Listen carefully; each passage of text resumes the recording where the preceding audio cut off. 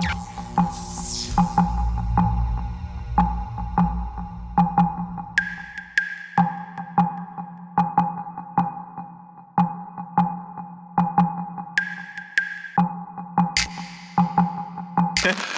what's up, guys? Hey, guys. So today it's pouring rain in Whistler, so I thought it'd be a good day to take the day off riding and do a Q&A for you guys. And yeah, I just want to say thank you guys for all your amazing questions and comments throughout the entire season. I think we have the best snowboard community on YouTube, and like I'm reading all the comments and you guys are just like asking great questions and really supportive. And Chris is reading all the comments. I read the comments. TJ reads the comments. TJ. And my dad. Yeah, Chris's dad is all over the comments. And and Doug too. Doug, he's on there commenting. So yeah, we really appreciate it. And I think it's built an amazing community of snowboarders all helping each other out. And it's really cool to read. So thank you guys so much. I just want to do a shout out to all the guys that regularly post and help us answer questions with people and give out good advice. Yeah. And love snowboarding as much as, or even more than we do.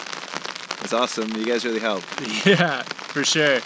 So thank you guys, and we'll get into this Q&A that we gave a shout out a few vlogs ago. Cool. So this is a question from Steve the person. Any tips on getting stamina up for snowboarding? Stamina, yeah, just having an active lifestyle outside of riding. So, you know, being active, doing some kind of exercise or sports, and also like, yeah, eating healthy. We like to eat lots of bananas, and so whatever makes you feel good. My girlfriend loves yoga, and I try to do some yoga, so all those kinds of things. And lots of sleep. Yeah. Get your sleep. Not too much sleep though. Not too much. 14 hours is enough. Yeah. This is a question from Nathan Clark. Have either of you ever broken a bone? Not a board. Have either of you broken a bone snowboarding? I've never broken a bone, but I've had a few different injuries. Dislocated shoulder, separated shoulder, tweaked knee, tweaked back, but no broken bones. Broken bones, I've dislocated. I had a lateral shift in my back. That was probably my nastiest one. Concussion, don't think I've broken a bone. No. That's good. No bone breaks. Let's keep it that way. Yep.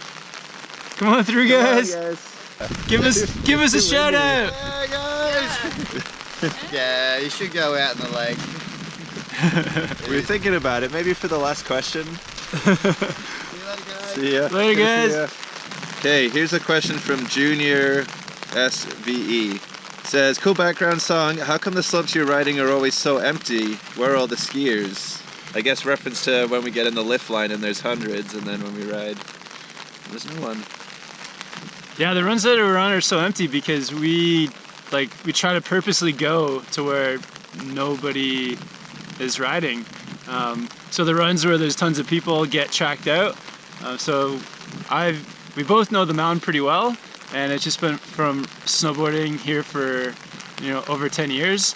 So we know just where to go on a powder day, like which runs to go to first. And if you're the first ones there, then there's not going to be anybody else around. And that's when you get the best conditions. Yeah, I wouldn't say that we're total masters of knowing the mountain, but I'm a master. I'm almost there, but yeah, if you go to a new mountain and you're not sure, like try to ride with a local. Somebody who knows the mountain, they can take you to the more secret spots. From Ronan Smith, how many hours would you snowboard a day, typically? I guess I would snowboard between 4 to 6 hours a day, but not 7 days a week, like 5 days a week. Maybe good powder day, you're gonna push 6 or 7 hours, maybe. And then on some other days, because for us we just have the flexibility with our passes, maybe go for a couple hours, see what you feel like. Diego Costa asks, metal spikes or rubber stomp pads? I think it doesn't matter, they're both pretty good. I guess those metal spikes, I thought those are a cool idea because you can customize a pattern.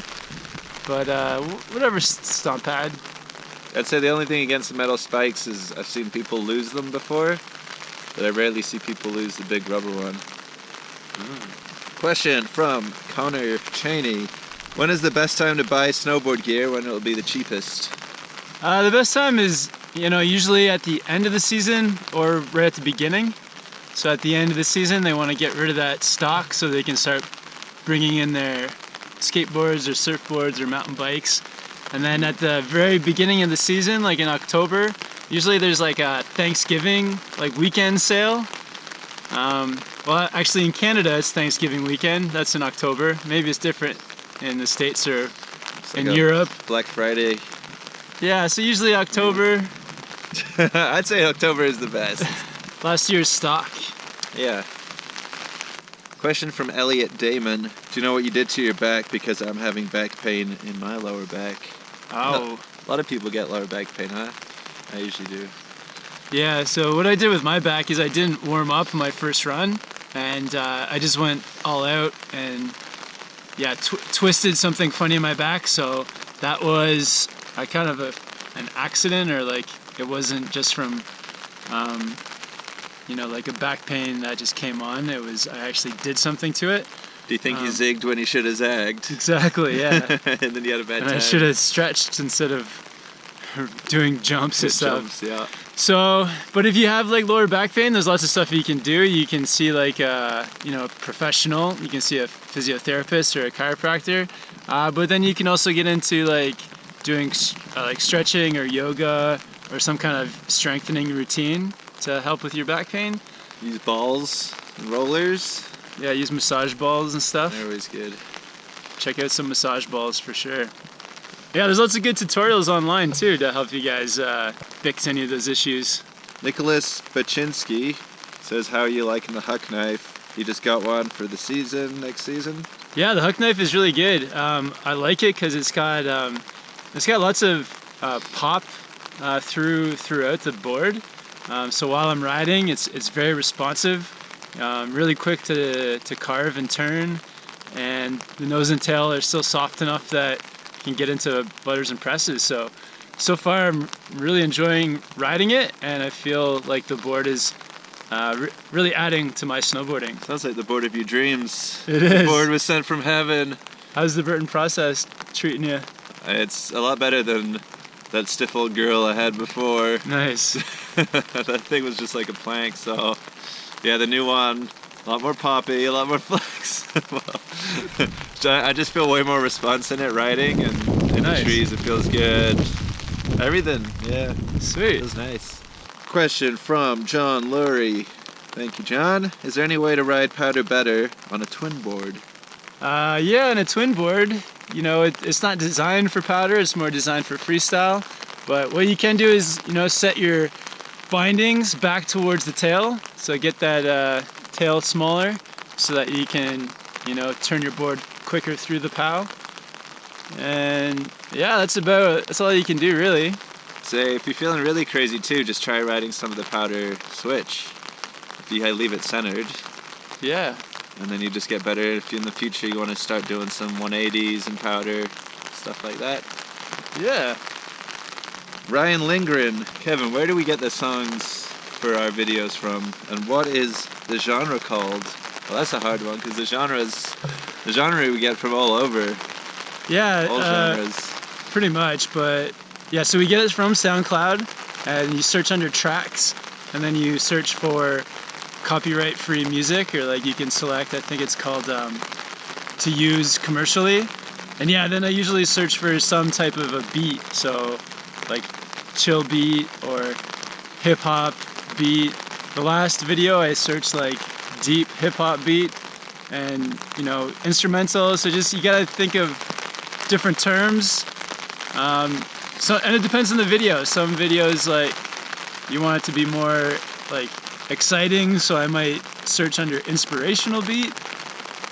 Yeah. So just different keywords, and then see what you can find. And then through SoundCloud, I use a different website called SoundCloud Downloader to then download the songs.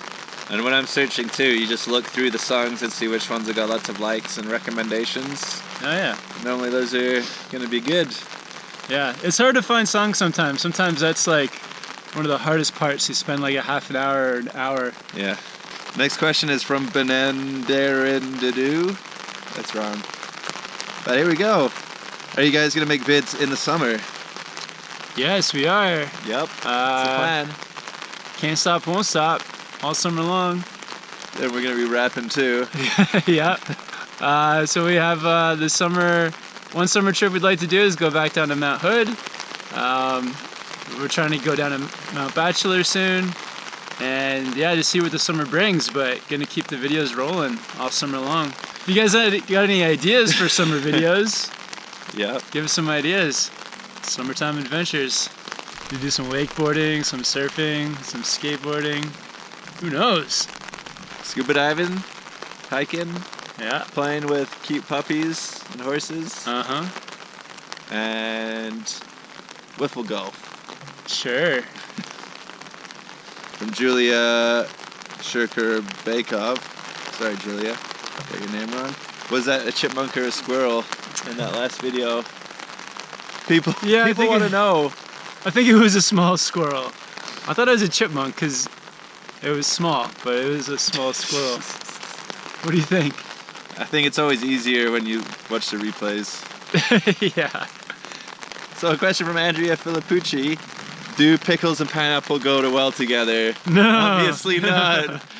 It was gross. You didn't figure that one out beforehand. Yeah, it was nasty. Sweet and sour.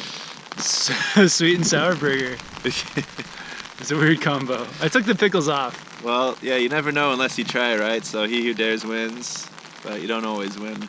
Save the pineapple for the pizza. That's what I always say. So here's a question from Corey with a last name. Can we get longer vlogs? Can we do longer vlogs? Yeah. Yeah, I think the videos have been getting longer and longer. I think it's difficult to get the content coming out every day, the more video we shoot. So, but the better we get at editing and filming, the faster we can get videos up. So the better we get at making these videos, the longer the videos. Danny Thiessen, have you heard about the step-on binding and what do you think of them? Will you be trying them out when they come available? Yeah, that could be cool. We don't have any access to the step-in bindings, so Burton needs to send us some, or somebody needs to. But yeah. We should just tell Burton to send us some. Yeah. They probably would. But yeah, we just don't have any way of getting them. I'm leaning towards, I don't know, like I have no idea. There used to be step-in bindings like a long time ago that weren't very good, so my initial reaction is it's not going to be good, but maybe these are. Tommy Hong, any suggestions for getting rid of heel lift? I think we might have covered this one before. Yeah, there's a few things you can do. Got any? Yeah, well, I know that when you get new boots, they give you these little boomerang-shaped pads, and you can probably just go out and buy them and basically shove them down around your ankle, and it just pushes the ankle, gives you extra pressure on the boot, and holds it in there a bit tighter. Or like tighter boots. Your boots may be too loose or too big for you. That's why you're getting heel lift. Might just have to buy new boots. The boots might be done. New footbeds. Yeah. A few things you can try. This one's from Warp Wop. Kevin and Chris, I've had my board for 2 seasons, and he's getting toe hang on his boots. So when he's carving, when he's turning on his toes are overhanging and they're brushing out on the snow. Any tips? What can we do to fix this? Yeah, it sounds like you need a bigger board. So you should have like a wide board if your toes are overhanging. You could possibly adjust your stance, make it more of a duck stance so that your toes aren't dragging over. But you can't duck it out too much. Like I wouldn't go past, I don't know, 15 or 17 or, yeah, you can't duck it out too much or else you're gonna hurt your knees. And then also just make sure you're equally spaced over the heels and the toes. Yeah. So maybe your toes are way over and your heels are fine. Yeah. And maybe you can shift them a little bit back. Yeah. And then at a push, you can get little spacers, right, that you put underneath your bindings. Yeah. And they just raise you off like a very small amount, and that means you can get a bit more lean. I don't think you want to do those too much, probably just like one space. I think the easiest solution is just to get a wider board. But ones if you don't have $700, Get a used board. Get a hand-me-down second-hand board. Awesome. Is that it? That's it. Yeah. Yeah, so thanks for all the questions, guys. Sorry we couldn't get to all of them, but I think we got to most. We're gonna head over to Patreon now and answer some questions over there. So if you have a question that you 100% need answering, that's the place to do it, because we guarantee to answer every question on Patreon. But yeah, thank you guys so much. Thanks for building an awesome community. Yeah, thanks guys for all the questions. Yeah. And all the love and We're reading watching our videos. We're reading all the comments, so keep them coming. Yep. Cool, guys. So we're gonna go dry off now. Get out of this rain, and we'll see you in a video soon. See you guys. Later. Don't worry, Mom. I'm staying on top of the dock. We're not actually walking on the lake. We're on the dock. We're on the dock. Patreon questions?